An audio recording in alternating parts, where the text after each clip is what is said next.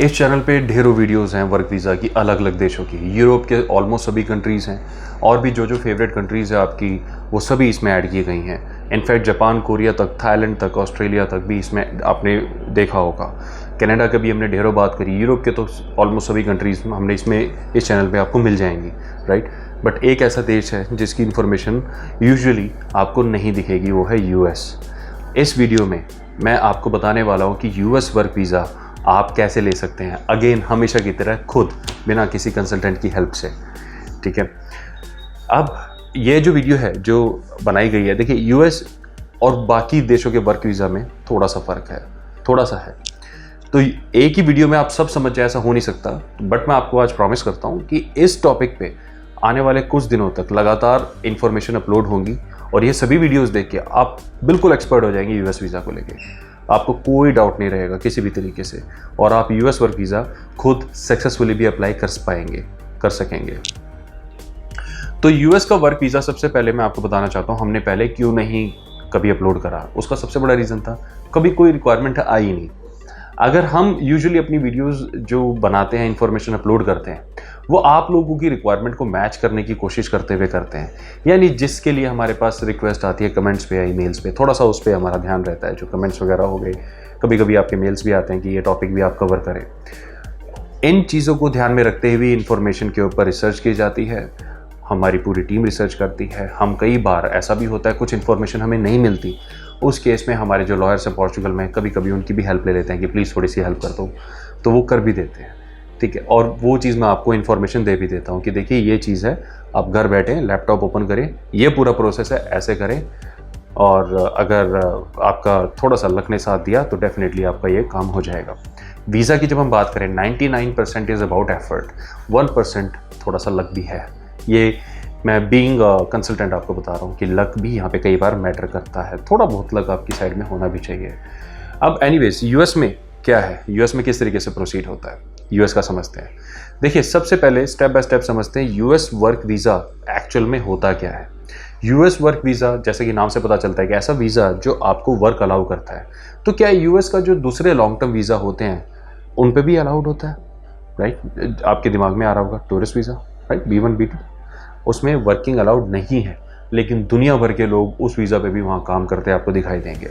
वो इलीगल है, legally allowed नहीं है। मैं आपको ये बात एडवांस में बताना चाहता हूँ, ठीक है। लोग प्रैक्टिस करते हैं, लोग तो इलीगल भी जाते हैं, ऐसी बात नहीं है, विदाउट वीज़ा भी जाते हैं, ऐसी बात नहीं है। तो वीज़ा के साथ लोग वहाँ पे काम करते हैं, कोई बड़ी बात नहीं है। आपको बहुत इमिग्रेंट दिखेंगे ऐसे वहाँ काम करते हुए, बट सिंस वर्क वीज़ा इतना ज़्यादा भी out of the world tough नहीं है कि मिल ही नहीं सकता, ऐसा नहीं है। वर्क वीज़ा लोग अप्लाई करने की जगह शॉर्टकट ढूंढते हैं कि टूरिस्ट वीज़ा अप्लाई किया, छुट्टी गई और आगे। वर्क वीज़ा में भी वहाँ पे बहुत लक साथ देता है, अगर आप राइट जगह टिक हो गए तो, ओके। तो सबसे पहला तो वीज़ा आप समझ गए क्या होता है। दूसरा मैं आपको बताना चाहता हूँ कि इस वीज़ा में भी कैटेगरीज होती हैं, यानी वर्क में भी कैटेगरीज डिफाइंड है यूएस ने। अब आप शेंगन की बात करेंगे, वर्क वीज़ा एक सिंगल कैटेगरी का है। ये वर्क वीज़ा हो गया जी, इसमें आप जो मर्जी काम करो, प्रोफेशनल काम करो, सैलरी लो, बिजनेस लो, जो मर्जी करो, डिफाइंड होता है सारा, राइट। सिमिलरली वहाँ पर भी ऐसा होता है, बट उन्होंने कैटेगराइज कर रखा है अपने वर्क वीज़ा को भी, जिसमें पहला वीज़ा हम कहते हैं इंट्रा कंपनी ट्रांसफ़र, L1। यानी कोई अमेरिकन कंपनी है, लेट्स से अमेज़ॉन है या गूगल है, आप अमेज़ॉन या गूगल में यहाँ पर काम करते हैं इंडिया में, और आपकी वही कंपनी आपको यूएस में भेज रही है अपने पास, तो वो L1 वीज़ा अप्लाई करेंगे। इसे इंट्रा कंपनी ट्रांसफ़र कहते हैं। दूसरा कैटेगरी है J1, जिसे एक्सचेंज वीज़ा भी कहा जाता है, यानी एक्सचेंज प्रोग्राम के अंतर्गत जाते हैं। एक्सचेंज प्रोग्राम एक बहुत ही पॉपुलर प्रोग्राम होता है, जो काफ़ी मेनली एजुकेशन सेक्टर में ज़्यादा होता है। Student exchange programme, teacher exchange programme, बाहर के टीचर्स आके यहाँ के स्कूलों को थोड़े टाइम के लिए पढ़ाते हैं, यहाँ के स्टूडेंट्स जाके बाहर के स्कूलों में एक्सप्लोर करते हैं, कुछ इस तरीके से होते हैं। तो उसके लिए J1 बहुत पॉपुलर है। यूजुअली एजुकेशन सेक्टर में ये ज़्यादा है, बट और भी काफ़ी सेक्टर्स में इसको एक्सप्लोर किया जाता है। तो दूसरा है एक्सचेंज विजिटर। तीसरा है I कैटेगरी I, जिसमें आ जाता है मीडिया वाले जो होंगे, जर्नलिस्ट वगैरह। तो जर्नलिज्म वीज़ा भी इसको कहा जाता है, जो जर्नलिस्ट के लिए होता है, मीडिया के लिए, सेक्शन ऑफ मीडिया हो गया। उसमें जैसे यहाँ के रिपोर्टर्स जब वहाँ पर जाते हैं कवर करने के लिए, कि भाई so and so Modi ji फलाने लीडर से मिले, या वहाँ पे पॉलिटिकल सिनेरियो डेमोक्रेट्स और रिपब्लिकन्स के आपस में चल रहा है, तो हमारे यहाँ न्यूज़ वाले पहुँच जाते हैं ना, लॉस एंजलिस में, सैन होजे में, और आपको मिलेगा कहाँ पर, एटलांटा सिटी में भी पहुँच जाते हैं, न्यूयॉर्क वगैरह में तो जाते ही रहते हैं। तो ये आई कैटेगरी का वीज़ा होता है जिसे वो लेते हैं। इसके लिए कंपनी से स्पॉन्सरशिप आनी ज़रूरी होती है। तो जिस भी मीडिया हाउस में वो रिस्पेक्टिव पर्सन काम करता है, उसकी कंपनी स्पॉन्सर करती है आई कैटेगरी में, और उनको वीज़ा अवॉर्ड कर दिया जाता है। और लास्ट हो गया H1B, जो सबका फेवरेट है। H1B सबको लगता है कि ये मिल जाए किसी तरीके से। ये बेसिकली एक कंप्लीट वर्क वीज़ा होता है। ये वाली कैटेगरी होगी, इसमें सारे ही ऐड हो गया। आपने जॉब करनी है, आपने कुकिंग करनी है, आप एक डॉक्टर हैं, आप सर्जन हैं, आप एक डेंटिस्ट हैं, जो भी है। H1B में सॉफ्टवेयर इंजीनियर्स से लेके सर्जन, डेंटिस्ट और भी सारी तरह की प्रोफाइल्स आ जाती हैं एक तरह से, आप ये समझ लीजिए। तो H1B काफ़ी पॉपुलर कैटेगरी है। इसमें क्या चाहिए होता है? सबसे पहली बात तो है आपको एक जॉब कॉन्ट्रैक्ट चाहिए होता है, यानी कोई ऐसी कंपनी जो आपको हायर कर ले। ऑनलाइन इंटरव्यूज़ बहुत होते हैं। हर कोई इंडिया में आके आपका इंटरव्यू नहीं लेता वहाँ की कंपनी से। ऑनलाइन इंटरव्यूज़ एक स्टैंडर्ड प्रैक्टिस होती है। अगर आपका रिज्यूमे उनको समझ में आता है, आपकी प्रोफाइल उनको समझ में आती है, तो they take an online interview, जिसे पास करने के बाद वो आपको एक कॉन्ट्रैक्ट लेटर देते हैं। देखिए, कॉन्ट्रैक्ट लेटर और offer letter, there is a difference between these to.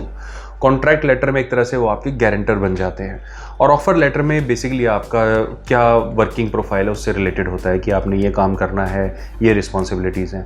और कॉन्ट्रैक्ट लेटर में सारी चीज़ें होती हैं कि आपको इतनी सैलरी मिलेगी, आपको ये फैसिलिटीज़ मिलेंगी, आपको एकोमोडेशन मिलेगा, XYZ, या नहीं मिलेगा, जो भी है, या ओवर टाइम का भी हो गया, मेडिकल वगैरह, इंश्योरेंस वगैरह के भी उसमें काफ़ी सारी चीज़ें होती है। साल में छुट्टी मिलती है तो कितने दिन की छुट्टी मिलती है, पेड है कि नहीं है, वो सब इस कॉन्ट्रैक्ट में लिखा होता है। तो ये दोनों लेटर की ही रिक्वायरमेंट होती है।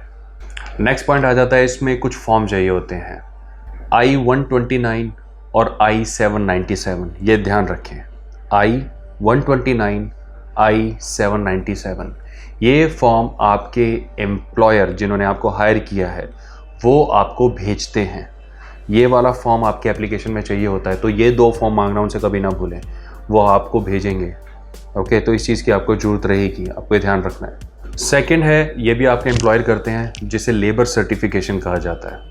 लेबर सर्टिफिकेशन भी बहुत ज़रूरी है, जो वहाँ के लेबर डिपार्टमेंट से या डिपार्टमेंट ऑफ लेबर से, आप कह लीजिए United States government department of labour, वहाँ से आपको दिलवाया जाता है labour certificate. Labour certificate actually allows you to work in the country, कि आप हमारी कंट्री में आ सकते हैं। लेबर सर्टिफिकेट आपको इस चीज़ की अलाउंस दे देता है, but subject to the approval of the visa authority. अगर वीज़ा अथॉरिटी आपको अपनी शर्तों के हिसाब से वीज़ा देते हैं तो हमें कोई ऑब्जेक्शन नहीं है, आप यहाँ पर आ सकते हैं। लेबर सर्टिफिकेट होता है आपकी कंपनी अरेंज करती है, आपको नहीं करना होता। तो आप समझ गए होंगे कि ज़्यादातर कंपनीज लेबर सर्टिफिकेट, जब ये आपको सुन रहा हूँ बड़ा आसान है, हर कोई कर देता है, राइट? हर कोई नहीं करता, ये बड़ा टफ होता है, इतना आसान नहीं होता। लेबर सर्टिफिकेट लेना बहुत बड़ा चैलेंज होता है कंपनी के लिए। उनको दुनिया भर के एनेक्शर्स को प्रूव करना होता है कि उन्होंने आपको हायर क्यों किया हुआ है। Although it is very easy, अगर उस कंपनी का अच्छा खासा टर्नओवर है या वो ठीक ठाक कंपनी है ना, तो उनके लॉयर ये सारी फॉर्मेलिटीज़ पूरी कर देते हैं। इट इज़ मतलब it can be done, right, but easily set that done, ये चीज़ समझ लो आप। या कहना आसान है, करना थोड़ा मुश्किल है। कंपनी अच्छी है तो पॉसिबल, अगर कंपनी मीडिएकर है या स्टार्टिंग लेवल की है तो उनके लिए बहुत बड़ा चैलेंज हो जाता है डिपार्टमेंट ऑफ लेबर से लेबर सर्टिफिकेट लेना। एक एलियन के लिए, वो लोग एलियन ये नहीं, दूसरे ग्रह से आने वाले एलियन नहीं, एलियन मतलब anybody who is from outside USA is called as alien यहाँ पे।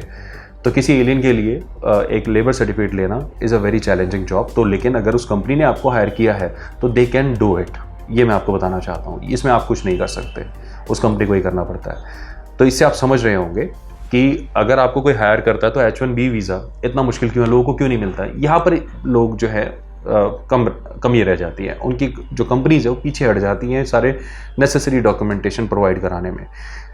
एक कॉन्ट्रैक्ट, लीगल कॉन्ट्रैक्ट लेटर, एक जॉब कन्फर्मेशन लेटर, जो फॉर्म मैंने आपको बताए थे, ये दोनों फॉर्म आई में 797 एंड 129, और इसके बाद फिर लेबर डिपार्टमेंट का सर्टिफिकेट, लेबर सर्टिफिकेट जिसे कहते हैं, department of labour from United states, ठीक है। तो ये डॉक्यूमेंट तो मिनिमम सेट ऑफ डॉक्यूमेंट है जो वो कंपनी जिसने आपको हायर किया है वो आपको देती है। उसके अलावा ये तो हो गए जो यूएस से डॉक्यूमेंट आपके पास आएंगे। अब आपके खुद के डॉक्यूमेंट्स, यानी आपके सीवी, आपका पूरा डिटेल्ड सीवी, आपके एजुकेशनल डॉक्यूमेंट उसमें होने चाहिए। सम ऑफ द डॉक्यूमेंट्स में रिक्वायर्ड अटेस्टेशन फ्रॉम अपोस्टिलेशन, कुछ डॉक्यूमेंटेशन में अपोस्टिलेशन वाली अटेस्टेशन चाहिए हो सकती है, मांगी जा सकती है, तो उसके लिए मेंटली प्रिपेयर रहें। अगर ऐसी मांगी गई तो इट्स नॉट वेरी टफ कि वो अरेंज नहीं हो सकती, वो अरेंज हो जाती है। आपको all you need to do is अपने एरिया के अच्छे कोर्ट में जाएं या किसी अच्छे वकील के पास जाएं, वो आपके डॉक्यूमेंट करा सकते हैं। और कोई ना मिले, you can any time come to us, we can do it for you, ये भी मैं आपको बताया था। और फिर उसके अलावा कि आपकी हेल्थ वेल्थ एकदम परफेक्ट है, एक मेडिकल सर्टिफिकेट बनता है, वो भी पैनल हॉस्पिटल का होना चाहिए, आपको बताया जाता है उसमें कहाँ से बनवाना है आपने। और लास्टली आपका कैरेक्टर सर्टिफिकेट, जो कि एक पीसीसी के रूप में भी देखा जाता है, उसको भी आप अपने एरिया की पासपोर्ट अथॉरिटी से या सुपरिटेंडेंट के ऑफिस से ले सकते हैं। मैं रिकमेंड करूंगा पासपोर्ट अथॉरिटी का, ज़्यादा बेटर है, वहाँ से लेने तो ज़्यादा अच्छा है।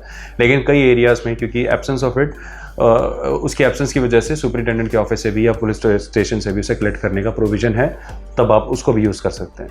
अब आपके फैमिली के डॉक्यूमेंट्स, अगर आप मैरिड हैं तो मैरिज सर्टिफिकेट लगाएं, फैमिली के सभी के बच्चे हैं, बीवी हैं, उनके आईडी प्रूफ साथ में लगाएं।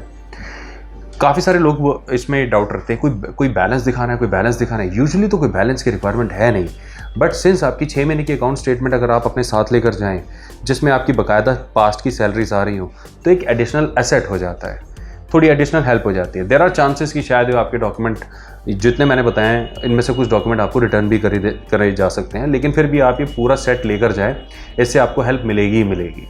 अब ये सारे डॉक्यूमेंट्स हो गए आपके इंडिया के, ये सारे डॉक्यूमेंट्स हो गए अब आपके यूएस के। अब वो डॉक्यूमेंट जो एम्बेसी के होते हैं, यानी DS-160, एक वीज़ा फॉर्म होता है जो आपको फाइल करना होता है, पेमेंट देनी होती है। वो वीज़ा कोड फॉर्म में सबसे इंपॉर्टेंट चीज़ होती है एक बारकोड बना हुआ होता है।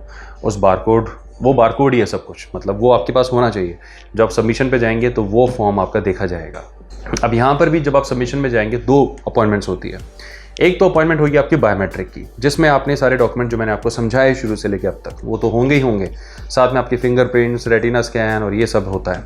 उसके बाद सेकेंड अपॉइंटमेंट होती है जो आपकी इंटरव्यू की होती है। अब यहाँ पे सारी चीज़ें होने का मतलब, जैसे मैंने आपको बीच में बताया था कि subject to visa approval from visa authority होता है सारा केस। तो यहाँ पे जब काउंसलर आपका इंटरव्यू लेता है तो वो पास करना ज़रूरी है। वो इंटरव्यू मैक्सिमम से मैक्सिमम 2 से 5 मिनट से ऊपर का होता है, दैट्स इट। 5 मिनट से ऊपर का नहीं होगा। टूरिस्ट वीज़ा में थोड़ा छोटा होता है, 2 मिनट के आसपास का होता है। और वर्क वीज़ा में अगर आप H-1B में जाते हैं थोड़ा सा बड़ा होता है, 5 मिनट तक का चला जाता है। उसको पास करना थोड़ा सा ज़रूरी होता है। वो आपसे यही चीज़ पूछेगा कि आपके जाने का पर्पज़ जो है वो कहाँ का है, किस कंपनी ने आपको हायर किया, आपकी एजुकेशन कितनी है, इंडिया से बाहर आपने कहाँ पे काम किया है, फलाना धमकाना, आपकी प्रोफाइल से रिलेटेड क्वेश्चन होंगे। इसके ऊपर भी सेपरेट इन्फॉर्मेशन अपलोड होएगी, अभी के लिए इतना ही। ये सारी चीज़ों का आप ध्यान रखें, वहाँ पर जाकर सबमिट करें और सक्सेसफुली इंटरव्यू पास करें, वीज़ा आपको मिल जाएगा। इसके ऊपर अब आपके मन में डाउट आ रहे होंगे, जॉब कैसे ढूंढें, इंटरव्यू कैसे पास करें, राइट, जॉब किस तरीके से ढूंढें, कौन वहाँ पे राइट कंसल्टेंट है यूएस के अंदर जो हमारी हेल्प कर सकता है, लॉयर का क्या इसमें हेल्प है, अटॉर्नी इसमें क्या कर सकता है, फलाना, ये सारी चीज़ें आपके मन में आ रही होंगी। तो मैंने स्टार्टिंग में बताया था ना कि एक वीडियो से बात नहीं बनेगी, और भी काफ़ी सारी इन्फॉर्मेशन अपलोड होंगी। इनके क्वेश्चंस के आंसर मैं आपको नेक्स्ट वीडियो में दूंगा। तो मुझे उम्मीद है यूएस वर्क वीज़ा आपको समझने में काफ़ी हेल्प मिलेगी। और भी बहुत सारी डिटेल्स है यूएस वर्क वीज़ा को लेकर जो आने वाले टाइम में आपको इस चैनल पे देखने को मिलेगी। अगर आप चाहें तो इस चैनल को सब्सक्राइब कर सकते हैं। अपना समय देने के लिए धन्यवाद। बहुत जल्द फिर मिलेंगे। Bye bye.